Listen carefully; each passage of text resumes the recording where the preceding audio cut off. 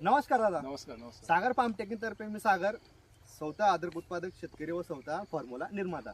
आज मंगेश सर यांना भेट द्यायला आलोय. आपली ट्रीटमेंट मागच्या वर्षापासून घेतोय, हा दुसरा वर्ष आहे. तर सगळ्यात आधी दादा तुमचं ॲड्रेस सांगा. नमस्कार.